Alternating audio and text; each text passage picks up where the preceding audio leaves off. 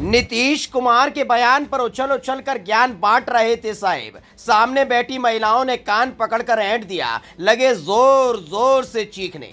भरे मंच पर नीतीश कुमार की खिल्ली उड़ाना साहिब को पड़ गया भारी। महिलाओं ने ही साहिब को याद दिला दिया उनका इतिहास। मणिपुर और उज्जैन पर जैसे ही महिलाओं ने पूछना शुरू किया सवाल, साहिब भाषण बीच में छोड़कर निकल लिए। बिहार विधानसभा के अंदर नीतीश कुमार का दिया गया एक बयान बड़ा तेजी से वायरल हो रहा है, जिसकी हर कोई निंदा कर रहा है। लेकिन उस बयान के सहारे अपनी छवि चमकाने की कोशिश जैसे ही साहिब ने की, वैसे ही लोगों ने तबीयत के साथ रगड़ दिया है।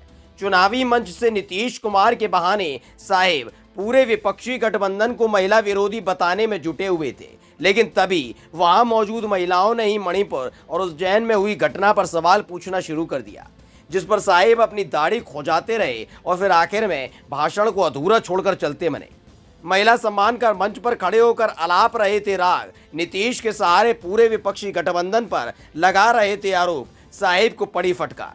याद करिए, जब मणिपुर कांड की एक वीडियो सामने आई थी तो यही वाले साहिब थे जो संसद के अंदर कई दिनों तक घुस नहीं पाए थे। यही नहीं, उज्जैन वाले मामले का तो जिक्र तक नहीं किया था, लेकिन नीतीश कुमार के मामले पर उछल उछल कर अपने दामन पर लगे दाग को धोने का काम कर रहे थे। लेकिन गलती सिर्फ इतनी सी हो गई कि चुनावी मंच से गठबंधन पर निशाना साधा।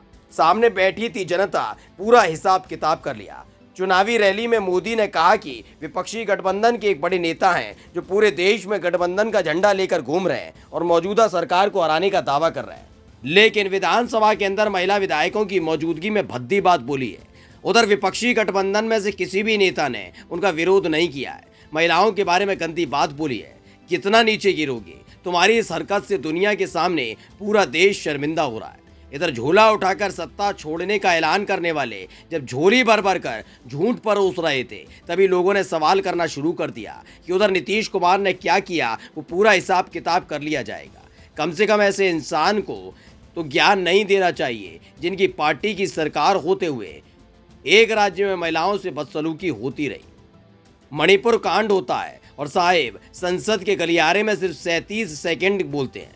उसमें भी मणिपुर का जिक्र सबसे आखिर में करते हैं। पहले छत्तीसगढ़ और राजस्थान को नसीहत देते हैं। वहीं मध्य प्रदेश के उज्जैन में हुई घटना पर तो आज तक साहिब ने अपनी जुबान नहीं खोली है। यानी महिला सम्मान के नाम पर जो नौटंकी सिर्फ चुनाव जीतने के लिए साहिब कर रहे हैं, वो करना साहिब को भारी, बहुत भारी पड़ गया। जैसे ही सवाल होने शुरू हुए, साहिब बुरी तरह पिनक गए। फिर क्या था, जो भाषण पूरा करना था वो छोड़ दिया अधूरा और वहां से निकल गए। Special desk news circuit.